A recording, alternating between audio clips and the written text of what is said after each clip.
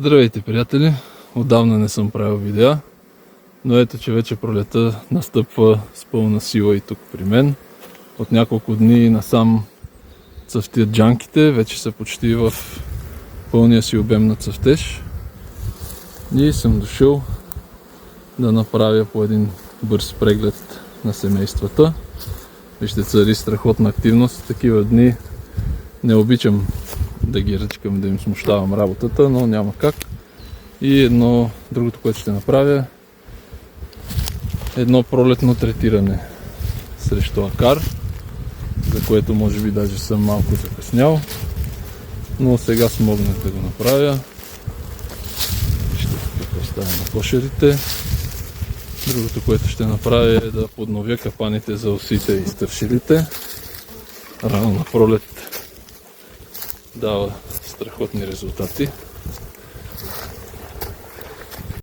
Така, това, което ще направя сега, е един по-обстоен преглед на едно от семействата. До сега семействата са третирани срещу нозематоза и само това. Ще направя един преглед, да видя как се развиват и, както казах, едно третиране срещу акар.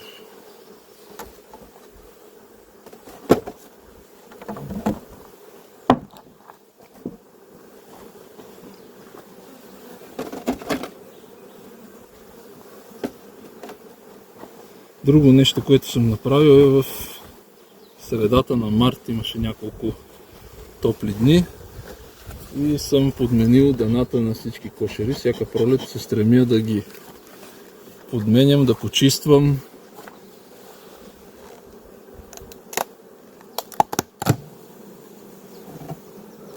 Един вид като дезинфекция на пчелина. Въпреки че отскоро цъфтят джанките, ето как изглежда семейството и ще започнал е градеж. Ето, значи восъкът е светъл, доста пчели са се излюпили, вижте, междурамията са пълни, което значи, че аз спокойно мога да додам восъчна основа. Тук даже съм закъснял с оглед на това колко големи са далаците, които са изградени. Другия вариант е да се додаде и строителна рамка, но ще си приготвя восъчни основи и ще продължа прегледа.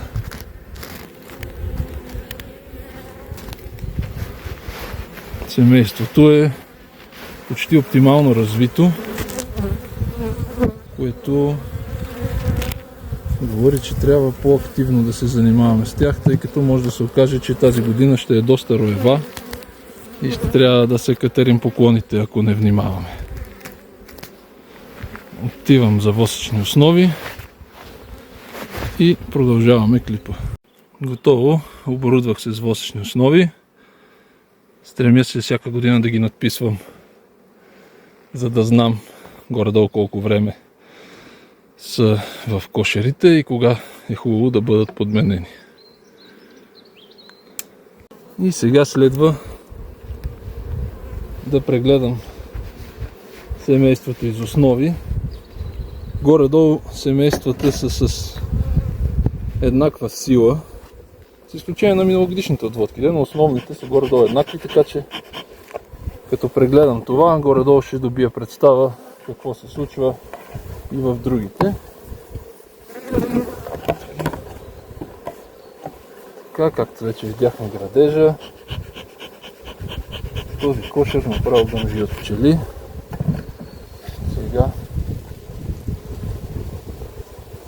ще видим какво е състоянието.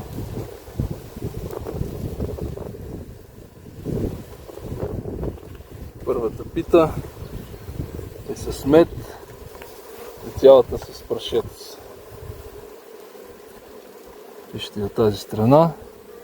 Тази година съм решил да има някакви такива пити, които да събирам в склада и да им бъдат придавани в края на лятото, началото на есента. Вижте за какъв градеж става въпрос. Наистина съм закъснял тук, даже майката е осеменила търтевите килийки. Може би е хубаво да сложа строителна рамка, но в момента не съм подготвен. Идеята беше един бърз преглед и третиране, а те тук са си изградили направо почти цяла рамка. Тази част не е осеменена. Не им харесва тръскането, но какво да се прави? Така, бяхме стигнали до там, че първата пита е мед и прашец. В такива моменти трябва да се внимава, когато се ограничава майката от самите пчели с нектара и прашеца, който донасят. Дали ще има достатъчно място да снася. Варианта да се изпадне в роево е много голям. Ето тук пило, прашец, свеж принос, стар мед. На тази страна всички празни килийки тук са осеменени.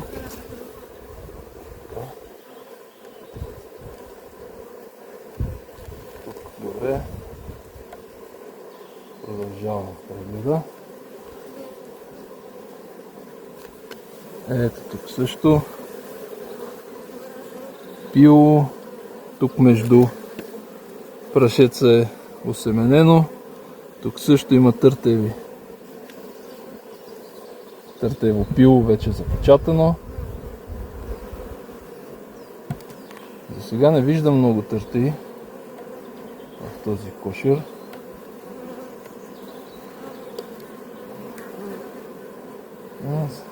Ето, доста търтево пило. Има и тук свеж принос. Не се стремя да гледам къде е майката, но ще много пило. Всичкото това пило, когато се излюпи, ще трябва да му бъде създадена работа. Прогнозата за времето е 2-3 хубави дни, след това следва леко захлаждане. Дори може би минусови температури, минус 1-2 градуса. Не знам дали ще се сбъдне. Но е хубаво, когато се добавят двосъчните основи, няколко дни напред времето да бъде хубаво. Ето тук. Поредна пита пило. Трета.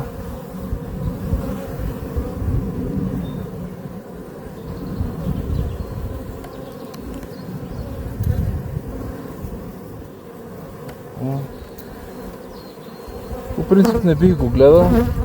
Няма какво повече да видя, но за клипа, ето следваща пита пило.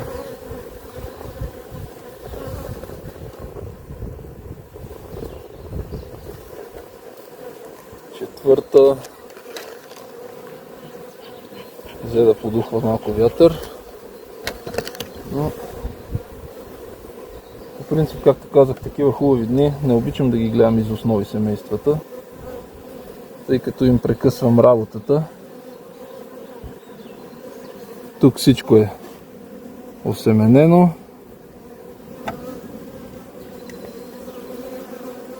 Тук между прашеца също.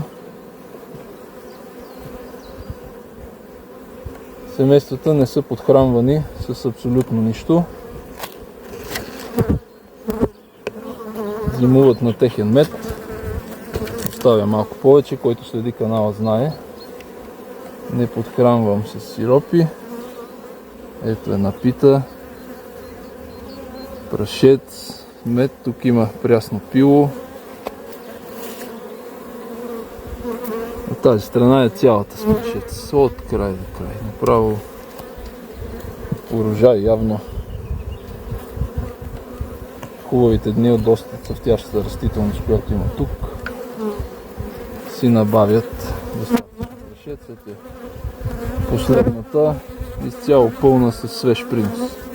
Тук отгоре него, ето тук се вижда, надявам се как блести. От тази страна е същото мед и прашец. Така.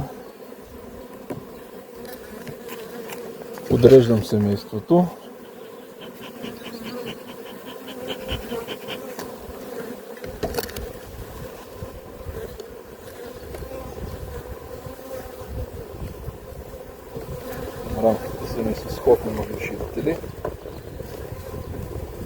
Само ги прибутвам. Така. Само да погледна, мисля, че тази беше с пило. Ще подпуша малко да сляза, да не ги мачкам. Така. Да. Значи до последната рамка с пило придаваме една восъчна основа, която след като бъде изградена, ще бъде прибутана по-навътре. Слагаме последната рамка с пчели.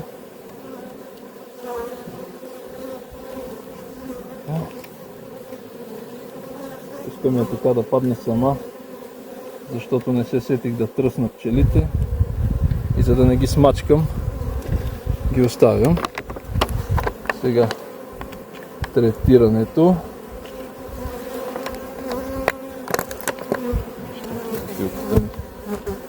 Ме предава.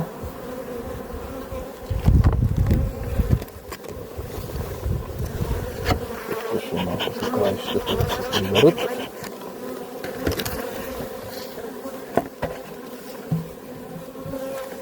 И прегледът на това семейство приключи. Общо взето същото нещо ме очаква със следващите, където е необходимо ще придам восъчна основа, където не, само ще третирам. Тук са миналогодишните отводки, които едва ли ще се чака с такъв голям развой и толкова да са силни, но все пак ще проверя. Ето вижте колко са изградили, докато аз се мотая по града. Това е за сега от мен. Продължавам нататъка. Довиждане до следващия път.